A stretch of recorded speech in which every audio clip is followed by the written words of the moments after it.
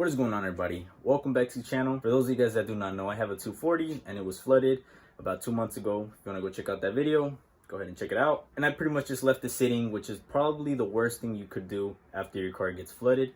You really want to just take it apart, drain out everything, and let it dry out as much as possible before starting it. I really just got discouraged with this car because it was sitting for like a year. I had just got it running and then it got flooded. I'm going to be going through the engine bay in this video and hopefully not finding as much damage. Let's go outside to the 240.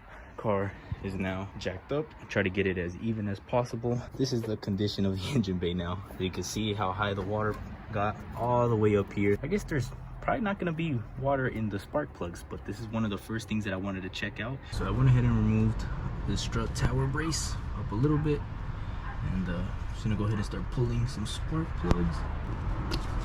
All right. Oh frick, so even just like that, the way that thing sits in there, I doubt any water got in there. First one is out. Doesn't look like any water got up in there, which is nice. Same, doesn't look like any water got in here. Nothing, nope, doesn't look like anything got in there. Taking that as a good sign.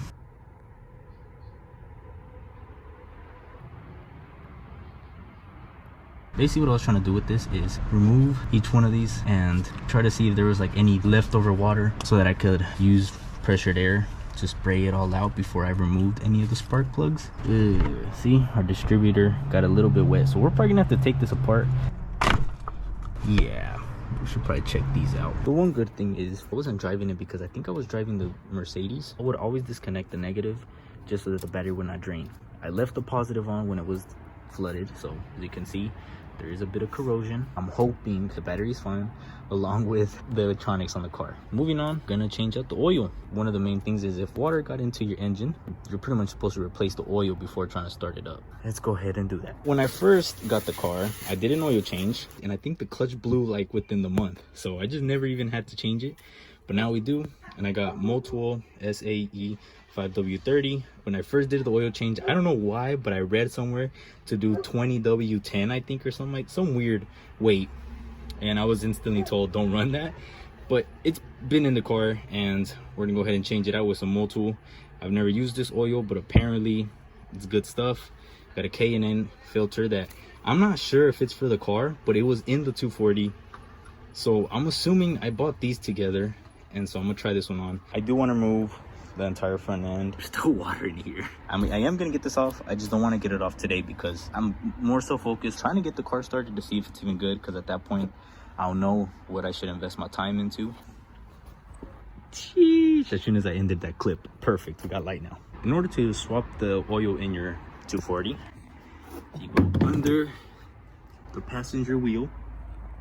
There's the drain plug, very accessible. There's the oil filter on the passenger side under your intake manifold. While the oil finishes draining out, I'm gonna attempt to remove the oil filter. I went ahead and use this tool, which is a lifesaver. It really helps out a lot with oil filters, and if you want to go check it out, I have a link down below in this video. It's an Amazon affiliate link, so I do get a bit money just so it goes back into the channel, but this is really a lifesaver. Pretty much just grab it, grip it, and twist. I don't know if y'all can see that. Look at that freaking light work. What the? Oh, hardly made a mess. Very nice, very nice. Easiest oil filter removal I've ever done. Oh snap, I was too busy messing with this, I didn't even realize. What the heck? Freaking Elon Musk out here shooting rockets in the sky.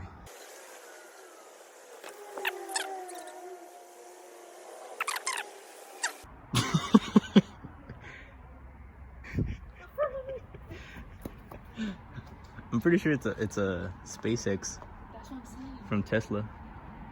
Oh yeah? Yeah, pretty sure it's just a rocket that they're sending up into space again. But it just looked crazy, huh? You want just faint right now? Who's flying this shit like those? Back to what I was doing. So I'm a complete idiot. After you have released this thingy, you pull it off of this, or you twist it off, and you take it off. Then there's this, you remove that, put this thing back on, and then pop it up, and then it basically gives you a nice little funnel. I didn't know. Now you guys know it, for any of you guys that are grabbing a Motul. Very cool. So between my oil filters, there is a slight size difference. I'm hoping this one fits. Oil filter is back on. It was actually really easy this time. I remember last time I was complaining a bunch, but I'm pretty sure it was because I didn't have that, so I was like struggling to remove it, but it fit. It's good. Now we can go ahead and inspect our oil and install our drain plug. Probably gonna have to replace this, which I'm pretty sure this is the fuel filter. I'm gonna replace air filters and coolant, transmission fluid, and differential fluid. Also, another thing that I want to check, if water got in there. Oh, see, we got a bunch of corrosion all over there. I'm wondering if water got into the bell housing, how I'm gonna be able to take it out. These fuses, I'm probably gonna go ahead and try to replace all of these. I don't know exactly where to get these, but I'll look into it. Damn, man, I had just replaced the belts. I'm telling you, I had just got this car running very well. Belts weren't squeaking anymore. It was nice, and then it got flooded. In a future video, remove this, remove the spark plugs, and try to start the vehicle. That's when we'll know that there's some power in the engine and it's turning, and hopefully it'll shoot out any water that is within the chambers. It's just scaring me to say it, but that's our best bet. Oil is now out. Got a little friend right here.